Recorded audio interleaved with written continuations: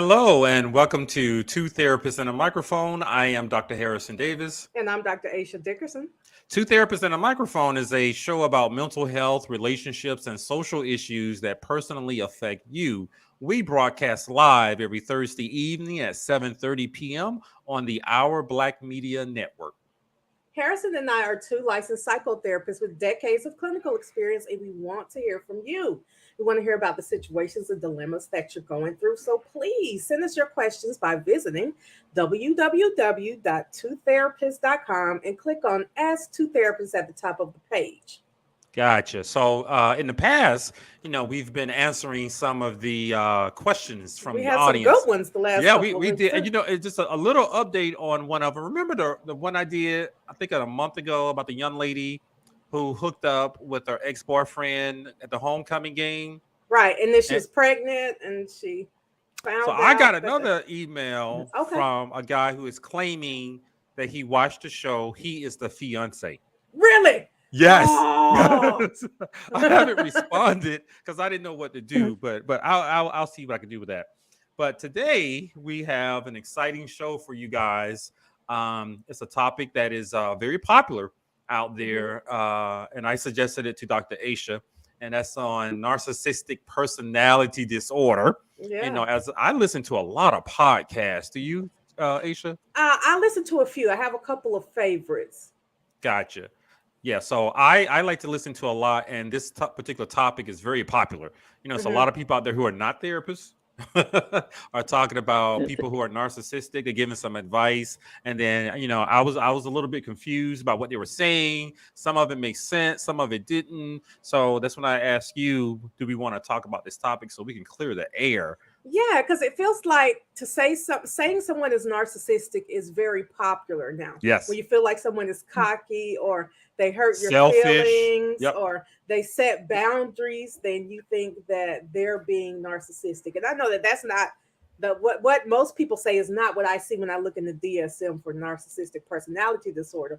But also, I do not work with people who have narcissistic personality disorder. I must also admit, I have never diagnosed anyone with narcissistic personality disorder, but a lot of people are throwing that word around. I've gotten into a couple of arguments with some clients who thought their husbands or boyfriends had the disorder. And when I went through the DSM criteria and realized, no, they really don't, they were insisting that they are narcissistic. So, this is something that's like a little catchphrase today. You're a jerk, you're selfish, you must be a narcissist. Right. Just being mean to me, you're so narcissistic. So we decided to bring someone on here who does work with that population and who has diagnosed people with narcissistic personality disorder. And that is Stephanie Bright. Stephanie Bright received her Bachelor's of Arts degree from Brown University in Business Economics and worked in corporate banking and financial services in sales, management, and training. But after over a decade of working within the corporate environment, she decided to follow her passion for mentoring and coaching others and returned to graduate school, receiving her master's degree in clinical mental health counseling from Argosy University. Now, she has extensive experience working on certification in personality disorders, certification in clinical trauma, certified clinical trauma professional, and certification in clinical anxiety treatment professional. I hope I said that right. I feel like I jacked that all up. But she also has brain spotting training. Stephanie is currently in private practice using her clinical teaching and coaching skills to provide individual, group, family, and couples counseling, as well as conducting multifamily groups to help support people and clients during their recovery journey. She specializes in eating disorders, anxiety, depression, ADHD, OCD, trauma, personality disorders, couples and marital work, family and parenting issues, and young adult issues. She uses a unified treatment protocol, including cognitive behavioral therapy. You all might not know what all this is, but I do suggest that you Google it. Dialectical behavioral therapy, attachment theory, integrated family systems, and psychodynamic theory. Welcome, Stephanie. Hey, Dr. D. Hey, Dr. Harrison. How are you? We're good. I'm glad you're here. That's a lot of pathology you deal with. Okay. It's, you know what? I started out in eating disorders, and there is a lot of pathology, and it's really complex. And you get the family system that just kind of makes one big mess out of it. And you end up with a lot of personality disorders in there as well. So I like messes. I like cleaning them up. That's good. It takes a special person. So, the first question that I want to ask you is for our listeners, what is your definition of narcissistic personality disorder? Please keep it simple for the people who are reading the magazines. Right. So, okay, so the narcissistic personality disorder is not necessarily narcissism.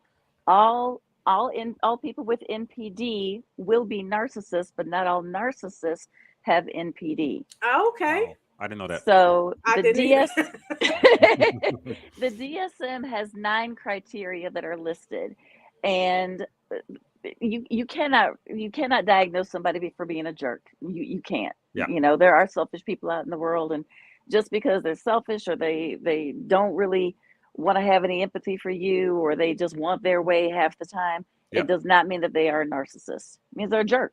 Yeah. Okay. And the problem is most narcissists don't think they have a problem, so they are not coming in to get diagnosed. And NPD just kind of sits there like, why do we have it most of the time? Because they're not the ones with the issue. The people that are the ones that are getting hurt by narcissistic personality disorder are the victims, Yeah.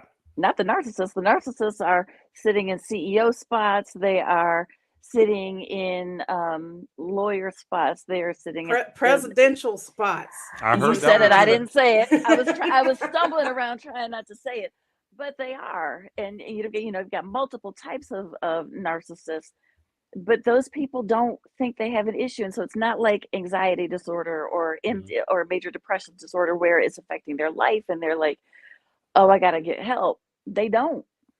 They don't. So what are So some of the essential features of NPD? So NPD, people who have a long pattern of grandiosity, this feeling of I am better than everyone else. Okay. Okay. It may not show up as some of our presidential people. It may show up under kind of the sly victimy way, but it's this theory of grandiosity. I deserve all of this. I am arrogant, very superficial relationships. It's about what I drive. It's about what I look like. It's about That's who I half hang of around. Atlanta, but go ahead. I was about to say, is that not confidence? Can that be confidence? But go ahead, then we're going to talk about how it becomes pathological. Exactly. And it starts from childhood. So I'll back up to that in a second. Somebody that can't tolerate disappointment, they can't tolerate, this imperfection around them. And so you'll see a lot of temper tantrums and rages over Okay. little things. Yeah. Dismissiveness, controlling, they have to manage everything because at the core of a narcissist, it's insecurity. And when you go back to typically what happens in their upbringing is their parents have been the ones that have put this golden child up, and they can do everything right on the court or in the classroom, or they are the best and the brightest, but at home when this child needs to talk about something or has some feelings, parents not there. So they are over sensitized to one thing and under sensitized to another, and their core doesn't get developed, so they don't know how to attach to people properly. They don't have that ability. So you'll find a lot of narcissists that are NPD with a disorder that are attaching themselves to people that they want to kind of suck those good qualities that they don't have. Your empaths, your people that are really sensitive and kind and all that, they gravitate to them because they don't have that and they want it, until they realize they really can't ever get it, and they start finding things wrong with that person and then dismiss them, which is a whole other process. So my first question I want to find out, so what's the difference between a spoiled, self-centered adult who throws adult temper tantrums? I don't think any of us like it. I don't think we're encouraging that. But what's the difference between that and having narcissistic personality disorder? Narcissistic personality disorder is when it is now affecting their life. They're losing their marriages, their jobs. They are now at a point where they're feeling like they need help. It just doesn't happen often, which is why I say you'll get 1 to 2% of the population that can be classified as NPD, Okay. because most of them are riding high. Life is good. They're killing it out there because as a society we reward the success, and we reward the selfies and the arrogance at this Hmm. point, because that's kind of where we've developed. So you've got a lot of narcissists or people that have a lot of narcissistic characteristics, but they are not necessarily diagnosable, Yeah. if that makes sense. Yeah, I can see that. I can see that. Yeah. So the thing I was struggling with, as I mentioned earlier, discussing it with a couple of clients in the past, and I was just really confused by it. They were just so determined, adamant that these other individuals are narcissistic. They sound like selfish jerks. Yeah. However, what Mhm. I'm hearing from you is that some of that has to do a lot with their personality and how they're relating to other people. Yep. And I'm getting the impression, I did a little research today, that they can't turn it off.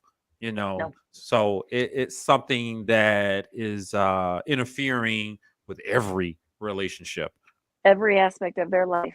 So you might find that person that's, say, middle management, and they're climbing up that ladder, and they might treat the people beneath them poorly because they can't give them anything. But the people above, they're like, oh, I will treat you with kindness and elevate you. They are always looking for someone to give them supply. They need that validation because they Mm. can't do that for themselves. So they're like a So succubus. They're just y- suck. they're vampires, suck the life out of you. I hear that. I hear that. So how do they do that? I understand you mentioned that they don't have some of those desirable qualities that other people Right. might have. So how do they even attract the kind Mm. empath? Yeah. Like if they're that, is it a game, a show, or is theater? Well, think about it. If I know that I have to present a certain way in order to get what I want, and I am all about what I want, right? Hmm. So Okay. I see this girl, I see this guy, which whatever it is, I am going to present the best possible me. I am going to love bomb you. I'm going to give you the 100 roses. I'm going to take you, wine you, dine you. I'm going to give you everything because I want Overwhelm you you to with love. overwhelm you with love, and just I am your everything. Everything you ever dreamed of, that's what I'm going to be if I'm a narcissist, Okay. right? But The what problem is It's happens? like, Okay. and then Okay. the problem is that person that is falling for this narcissist, that person is just elevated. They are on a pedestal. They can do no wrong. As time goes on, and some people will say 8 to 12 weeks. From my own experience, it was a bit longer than that. I would probably say 6, 7 months. That suddenly you're no longer so perfect, and you are falling down off that pedestal. So the narcissist is like, oh, you're not giving me the supply I need. For instance, I have a cup, and right now I'm loving this cup. This cup has some great tea in it. I'm all about it. In about 10 minutes, I could care less about this cup, so I can easily put that cup away and not think about it. But if the cup is the victim, if the cup is the person that fell in love with me, the cup is like, but pay attention to me, pay attention to me. Why are you like Mhm. putting me down? And I've already looked at another cup over here because I like that cup. That cup makes me shine, makes me feel good. You've seen some parts of me. This cup over here has seen some parts that they didn't like, and now you're questioning me, or you've got some issues, or you don't sparkle as brightly. So as a narcissist, I can't deal with that. You don't Mm. fit my bill anymore, so you got to go. so that So makes that's me wonder. Would it be better, or is it possible that one narcissist could attract another narcissist, and they just be a power couple? I Do was you thinking the remember same that thing. case? Dr. Dickerson knows this case I've I had do, for I do. So when two narcissists get together, what happens? I want to know. yeah, beginning, it's great because I'm building you up. You make me look good. I make you look good. It's not about how you make me feel. It's about how you make me look. Okay. Oh, Difference than a normal relationship. I okay. need you to make me look good. The problem is when it's not so shiny anymore or there's an issue, you have war because neither one of them has the core that and the empathy and compassion and normal things that you want in a relationship. You want you care about what a person feels. You want your partner to be happy. You want just the best for them. If a narcissist is in that relationship, I want the best for me. I'm not really concerned about you. You Ooh. don't make me feel good. You don't make me look good. So now I'm angry.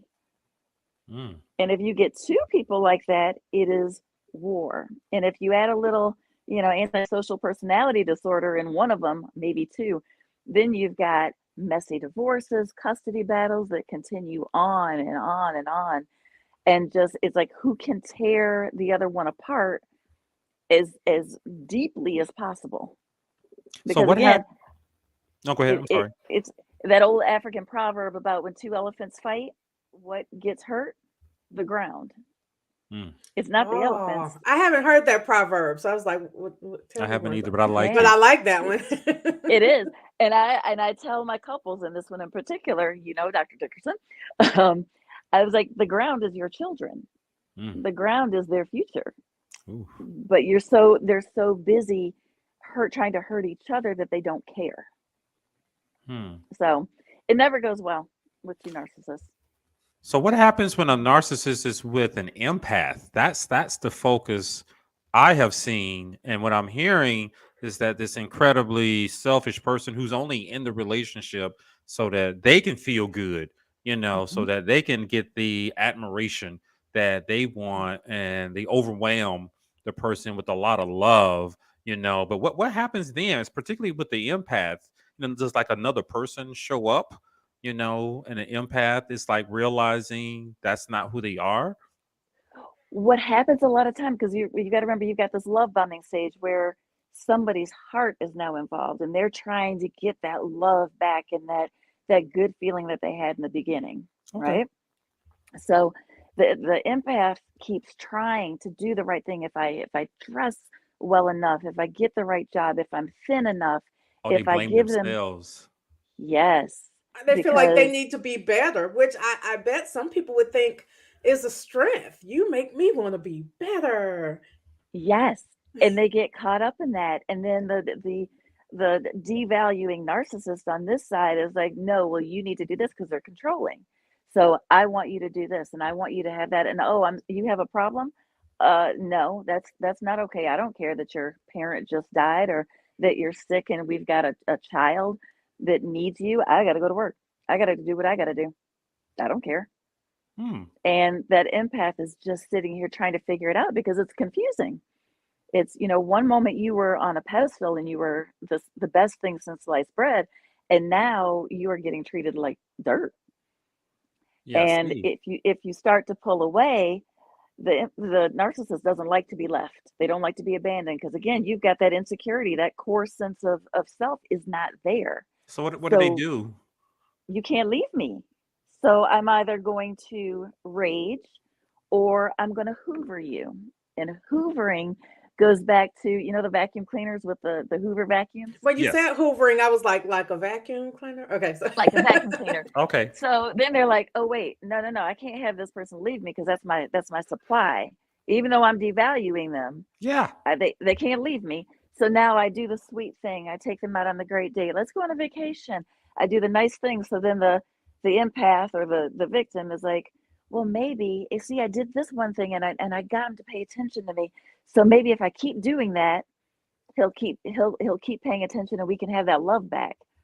And Hmm. then as soon as the narcissist sees that, okay, I got him, you're hooked back in, back to devaluation stage. So the empath or the victim is always living in the state of confusion. Like, does he love me? Does he not love me? What do I do? I don't know how to make this right. I keep trying, and it must be me because Hmm. everybody else looks at this person like they're amazing. They're So you know why they're does the so empath stay there? Because it sounds like a lot of abuse. it sounds like though that it's their behavior is positively reinforced, maybe when the ding. vacation. We do. We Ah, enable the empath is enabling, true. And why do they stay? Because they're still, if their heart's involved, which typically is, they're Okay. looking for that good part, that good, love thing that happened in the beginning, but it's just not coming, or they'll get pieces of it and they're still trying to figure out, like, how do I do this? Because, typically narcissists are men, not always, I'm not in all. agreement with that, not but all. probably Not most. all. I have some women. I just want to 95%. add a footnote. I am clarifying, Dr. Harrison. I am. There are women too. I've had moms that are definitely narcissistic. Yeah. But when you've got a woman's heart involved and they're trying, and we typically think it must be us. There's something wrong with us. I'm not good enough. You're folks that have come from a trauma background. I'm never good enough. I have to do more and more and more to earn, because I don't feel worthy by myself. So it's great attraction. I'm trying to earn and he's devaluing. And then we get caught up in this cycle that is literally, as Dr. D said, sucking the life out of you. Mm-hmm. But at a certain point, you see a lot of these women that don't feel like they can leave. They don't feel strong enough to leave.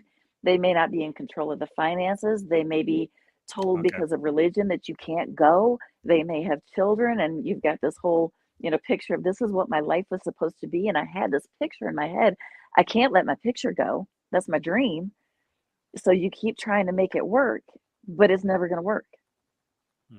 So my next question is, as a single woman, or any single women or men who want to avoid getting into a committed relationship with someone who is narcissistic, what are our red flags? Because I don't think 100 dozen roses would be a red flag to me. But now I'm thinking maybe it should be. If he buys me a Louis Vuitton bag, he might be narcissistic. Because I'm wondering, are there any red flags if they're doing a lot of love bombing and overwhelming the person with love?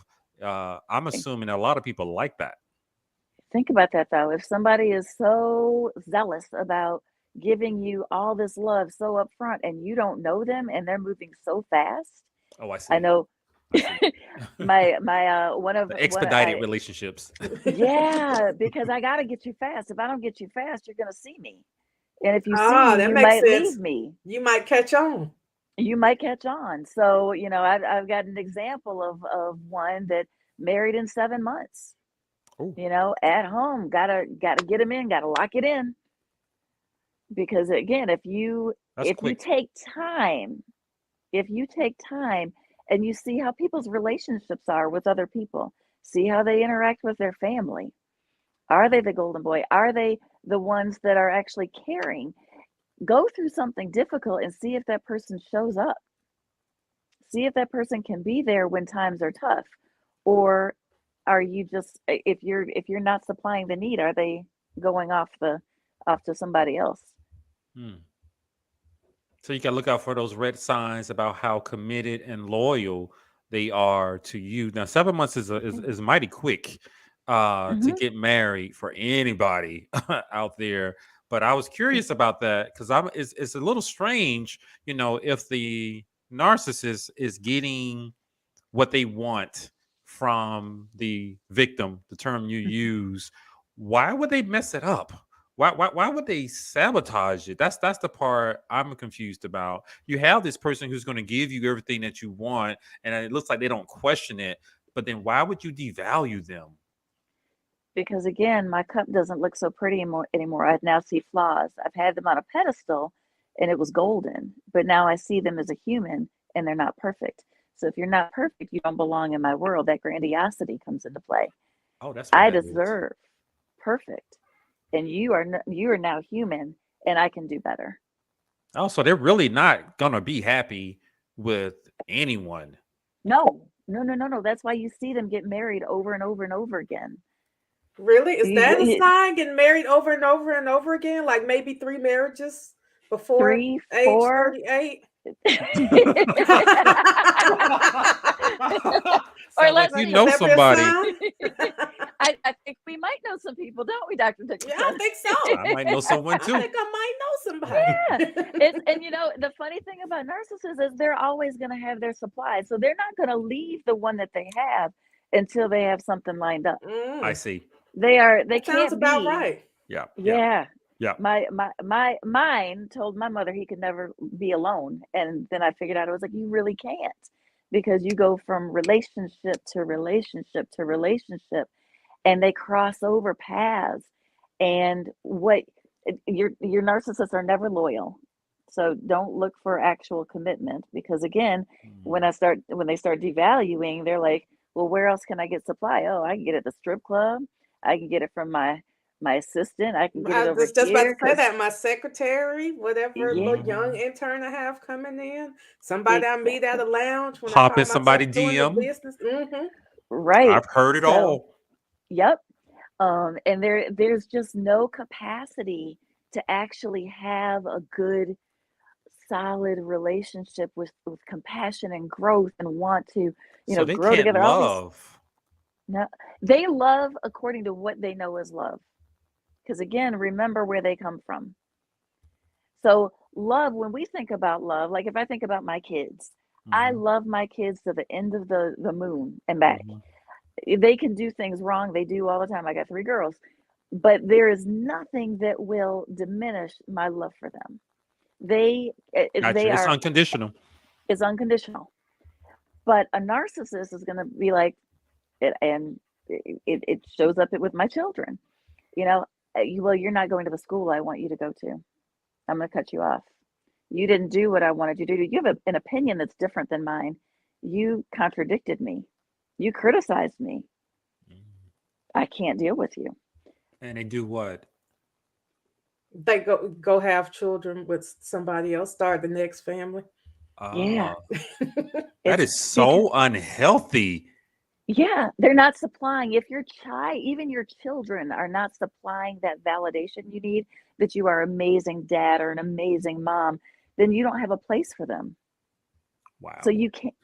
It's sick, and it is sad.